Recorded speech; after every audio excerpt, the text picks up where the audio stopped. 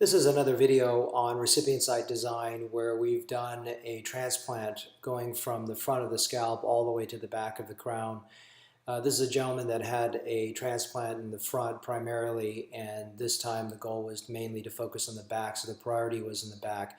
So whenever I start to design an area of priority, I always start with that first to make sure I have enough grafts to accomplish the task at hand.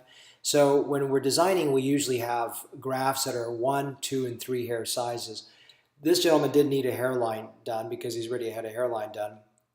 So we don't need the 1 hair. So what we do is we take the 1 hair grafts and group them into 2 hairs. So part of the number that's here that's reflected is the 1 hair grafts that have been grouped.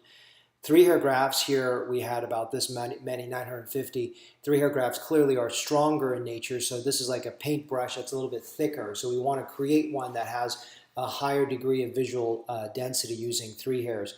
Looking at the crown, which is behind this black line here, I was deciding what kind of grafts do I need where. And looking at them very carefully, you can see over here, the upper crown was not too bad. The lower crown was much emptier.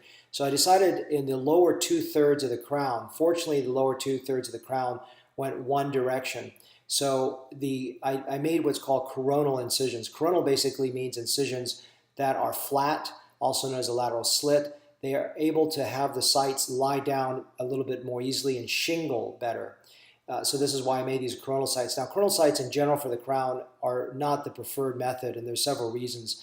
Number one is most of the crown, you prefer to actually have a higher angulation, which we'll talk about in a moment up here with the sagittal sites. The other reason is it's very hard to follow the pattern of a circle when you're designing coronal sites. So it's very hard to place, it's very hard to see the pattern.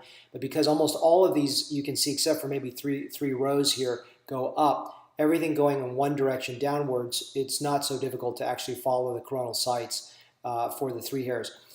The upper arm of the crown are made in sagittal sites for 2 reasons. One is the fact that I want to be able to have my placers distinguish between 2 and 3 hair grafts very easily. The second reason is the upper limb, you actually want them to be a higher arch. So this is low angulation here because you want it to shingle well. Low angulation here because you want it to shingle down. High angulation because you want to create visual density in the way that this, and also lift, volumetric lift. If you don't understand this, I would encourage you to watch some of my videos on this subject in terms of crown design.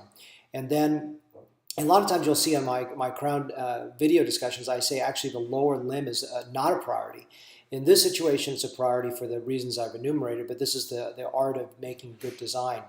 What's not reflected in this little diagram is he parts his hair going this way. He's also a little bit more empty on the left, so I actually put a larger degree on the left, larger number of grafts on the left so that he could comb over this direction and create better visual density. So these finesse points are all the things that make recipient site wonderful and a result look as optimal for a patient as possible.